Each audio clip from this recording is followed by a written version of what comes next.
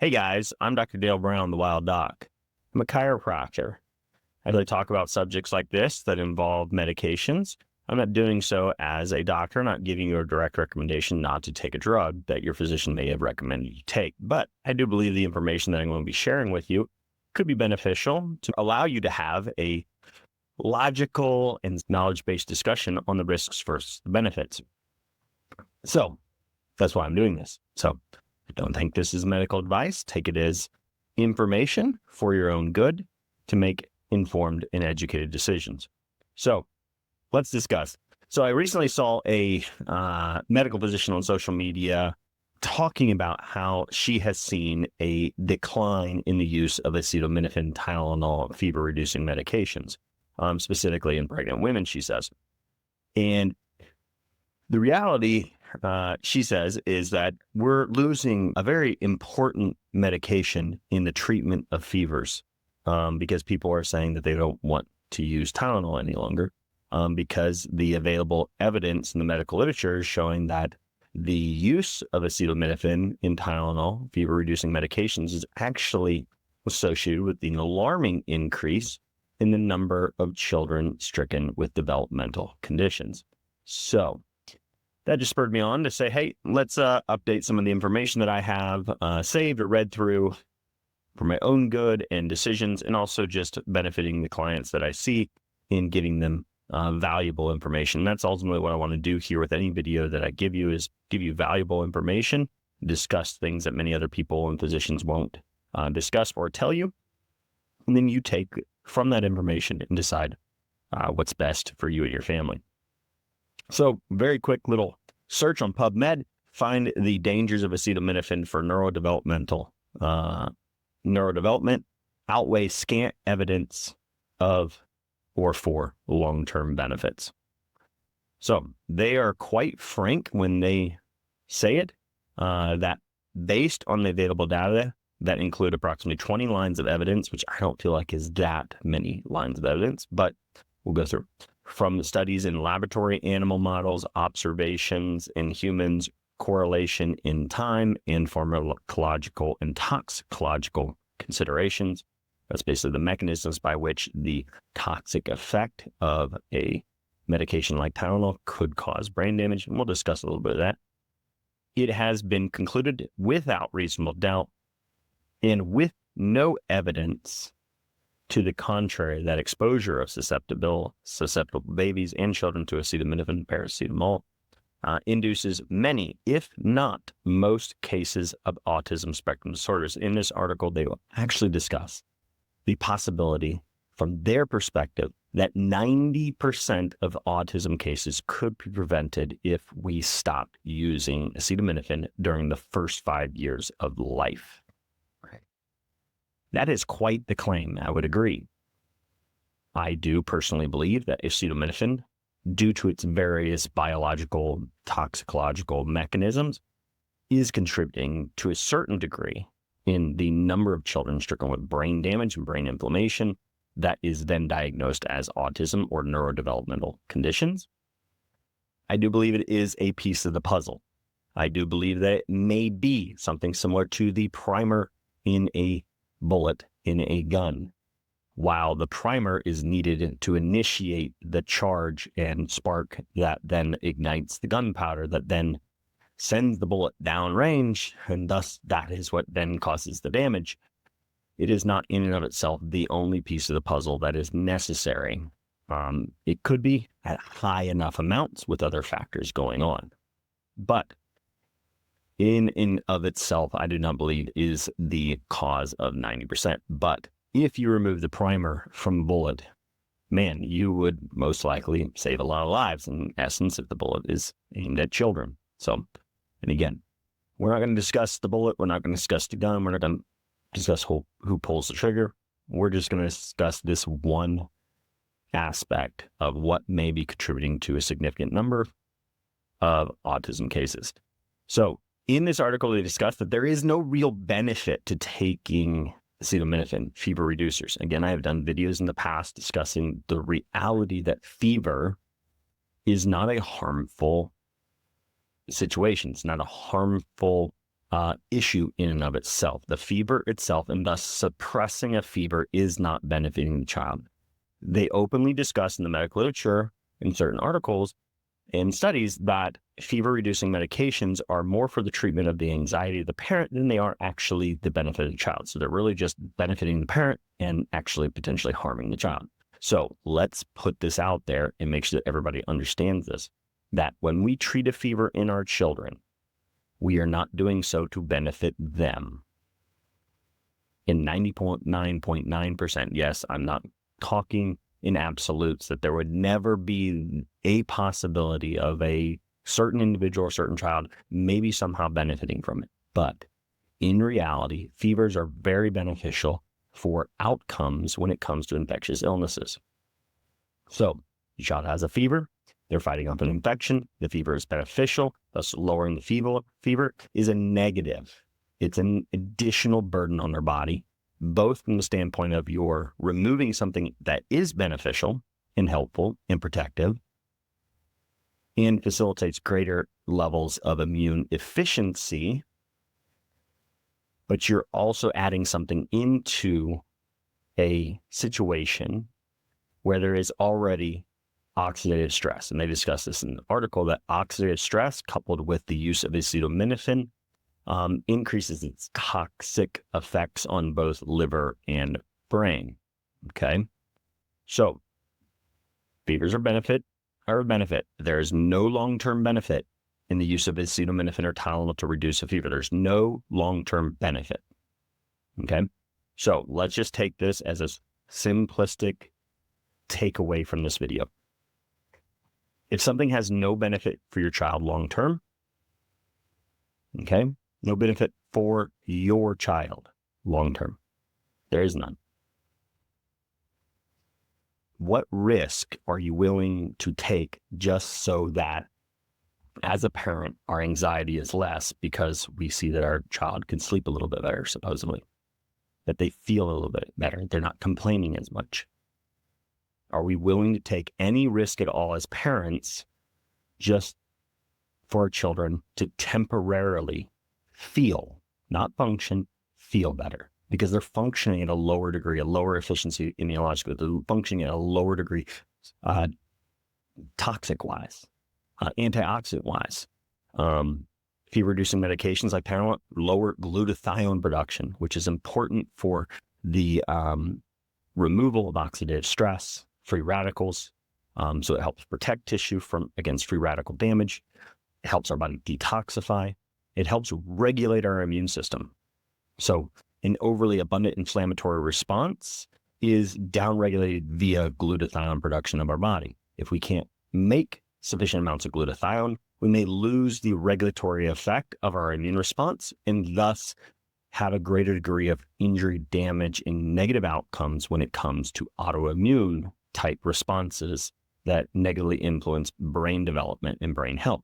That is seen in autism. Okay, I'm going through way more things in this article alone. I am just giving you my own perspective as I read through this. Simple takeaway: there's no benefit. What risk are you willing to take?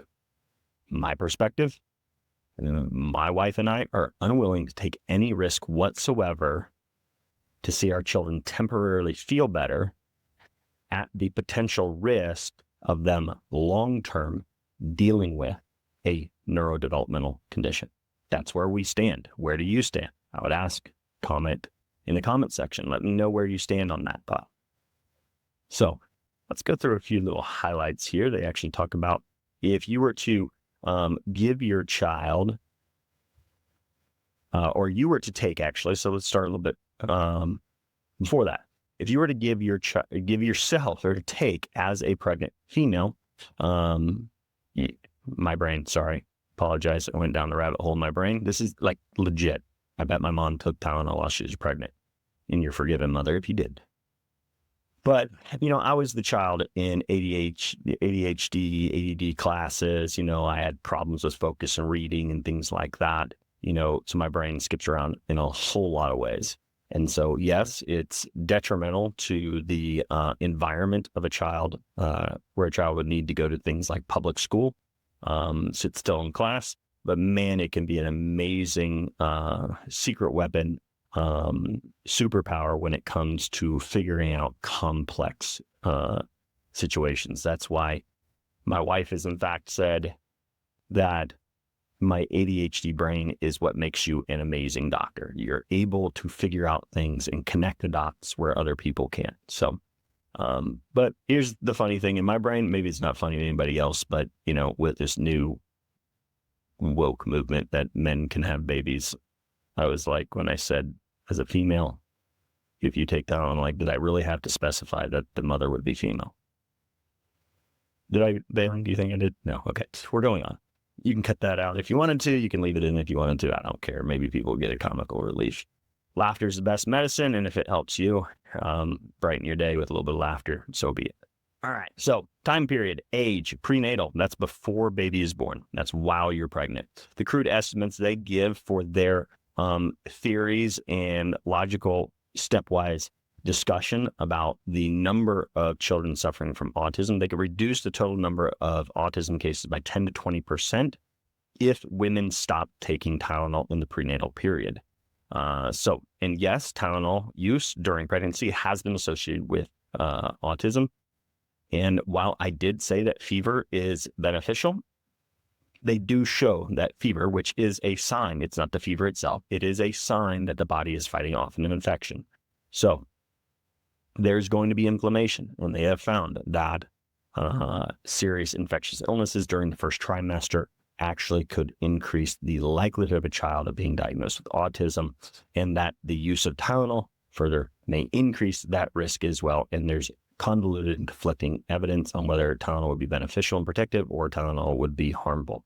And I would say I lean towards direction both mechanistically, so the mechanism by which Tylenol would actually cause problems, and the reality that many women had infections prior to the 1940s while they were pregnant, and there wasn't this dramatic, crazy rate of autism that we do now. So there's something that changed, and it wasn't just infections. In fact, you could argue that infectious illnesses were much more prevalent, much more common in the early 1900s, 1850s, with malnutrition and other factors at play that would make infections much more dangerous for the developing fetus.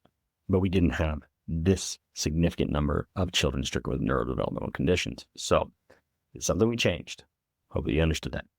All right. So they estimate 10 to 20%. So if you would like to have a 10 to 20%, if their theory stands true with future research needing to be to confirm it, you may be able to reduce your risk of your child being diagnosed with autism by 10 to 20%, or we'd reduce the total number by 10 to 20% of children with it, with just eliminating Tylenol use during pregnancy. Early postnatal period, that's within the first 5 days. 50 to 60% of cases could be reduced if we just stopped using Tylenol, they say, in the first 5 days. And one of the factors that they associate and has evidence of association with the development of autism is actually circumcision. There's a rabbit hole of controversy right there for us. Should you circumcise your child or not? And circumcision in and of itself is associated with a higher risk of autism development later on in life or diagnosis. So maybe it's the stress you put the baby under when you're cutting a very highly innervated area of the body, which is a very sensitive area of the body, which negatively influences sensory feedback to the brain, puts them in stress response. Stress response increases cortisol, increases IL-6, interleukin-6, which is a highly inflammatory immune cytokine, or promotes inflammation of the immune response. IL-6 elevated levels is known to cause damage or be associated with more damage to the brain.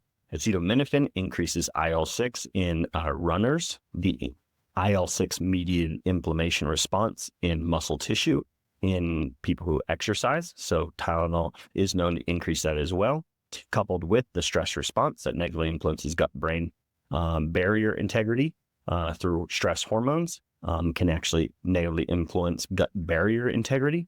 So yeah, stress hormones promote more inflammation. Initiation of inflammation, and then the addition of. So you got to think that what are all the possible factors within the first 5 days could be the perfect scenario of all the puzzle pieces being put together for this one individual child or multiple children out there. It then is the cause. So each one of them put together in sequence. Okay. Initiation of an immunological response known to initiate higher levels of autoantibodies in the brain. What is that? Pokey pokey. And then we circumcise, we put the brain under stress, the nervous system under stress, we put them in pain, higher cortisol levels, stress hormones, further contribute to a higher inflammatory response and poor regulation of inflammation, poor gut barrier integrity due to the stress response. And then we add acetaminophen and Tylenol to it, which then downregulates glutathione production, has liver toxic effects, has actual brain toxic effects. And so again, continuing on the acetaminophen picture here, and I've got to sum this up in just a few minutes. Acetaminophen consumption may enhance exercise-induced IL-6, and again, interleukin-6 levels are correlated. It's an immune inflammatory cytokine, okay? And so, that was one that kind of already touched on, but acetaminophen affected the concentration of the reduced form of glutathione, primarily in the hypothalamus, medulla oblongata, and cerebral cortex. Why is that important? So again, quick Google search. What does acetaminophen do via the reduction in glutathione? It actually reduces glutathione in certain areas of the brain. Again, I just mentioned hypothalamus, medulla oblongata, and cerebral cortex. Well, if you just search autism spectrum disorders and hypothalamus, it is found the hypothalamus may be involved in the development of the certain symptoms associated with ASD. So that area of the brain and nervous system regulates a lot of things. It regulates and plays a crucial role in regulating various bodily functions, including hormone production, temperature regulation, and sleep. And so various different symptoms because of problems in that area of the brain could be why a child with autism suffers those symptoms. And acetaminophen negatively impacts that. Another one, and when we look at the medulla oblongata, a key part of the brainstem, might have a structural and functional differences in individuals with autism. And we go to the cerebral cortex. Widespread changes occur within the cerebral cortex, impacting various regions and cell types, suggesting disruptions in brain circuitry and function are found in those individuals with autism spectrum disorders. And so acetaminophen can negatively impact glutathione levels in those areas. Glutathione is needed to decrease the amount of inflammatory tissue damage that can take place during an immunological event or inflammatory and oxidative event. So there you have it. There are some reasons why maybe we're seeing certain regions of the brain damaged to a greater extent due to the 1, toxic effects, 2, the increases in IL-6 cytokine production in amount that then leads to greater immunological responses of inflammation, which then would lead to greater tissue damage. And then the reduction in glutathione that then would have been protective against the amount of tissue destruction in that area of the body. So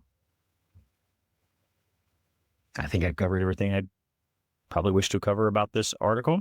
And I would go back and say that lowering the anxiety of a parent because their child seems to be feeling better because their fever is lower, all while negatively influencing all of those mechanisms that are at play in the potential development of poor neurological health.